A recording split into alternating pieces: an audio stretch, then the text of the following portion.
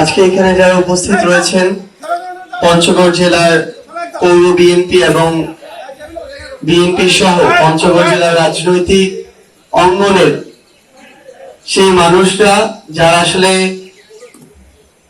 Politically যদি আমরা চিন্তা করি পঞ্চগড় জেলার নীতি নির্ধারক, এমন একটি জায়গায় দাঁড়িয়ে আপনাদের সবাইকে আমাদের জাতীয় নাগরিক পার্টির পক্ষ থেকে মাহে রমজানের শুভেচ্ছা।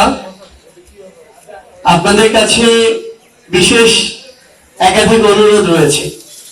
একটি অনুরোধ হচ্ছে, আমরা এই তরুণ প্রজন্ম বিশ্বাস করি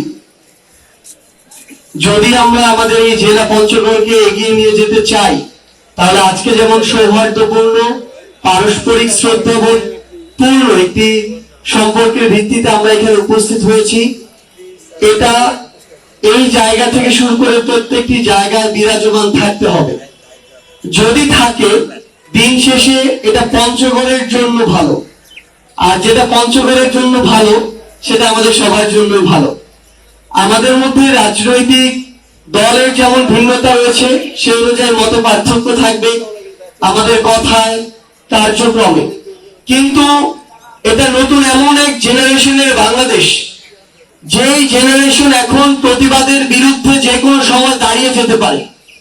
আমরা আমাদের প্রত্যেকটি কাজের পূর্বে খুনি শেখ হাসিনা তার বিগত 16 বছরের কার্যক্রম, আপনাদের আমাদের সাথে হওয়া অত্যাচার নির্যাতন এবং সবশেষে এগুলোর পরিণতি, এগুলো যেন আমরা সব সময় আমাদের ভিতরে রাখি, আমাদের মনের মধ্যে এগুলো যেন থাকে। কারণ এগুলো যেমন আমাদেরকে সঠিক পথের দিকে নিয়ে যাবে, তেমনি এই তরুণ প্রজন্মের যে একটা মন থেকে প্রাণ থেকে চাওয়া নতুন একটা ডিমান্ড, সেটা আমাদের মাথায় থাকবে।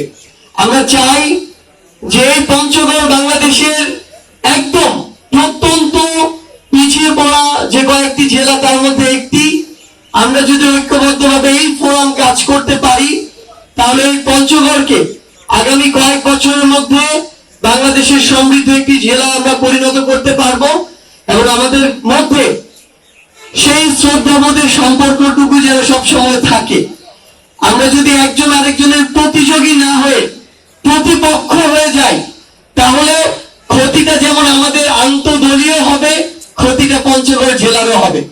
সেই জায়গায় আমরা সুন্দরভাবে ঐক্যবদ্ধভাবে এই ছোট্ট ক্ষণস্থায়ী জীবনে মাহে রমজান থেকে শিক্ষা নিয়ে ঐক্যবদ্ধভাবে মানুষের জন্য কাজ করে যাব, এটাই আমাদের চাওয়া। সবাইকে অসংখ্য ধন্যবাদ। পঞ্চগড়ের মানুষ সবকিছু একসাথে সামনের দিকে এগিয়ে যাক। আসসালামু আলাইকুম।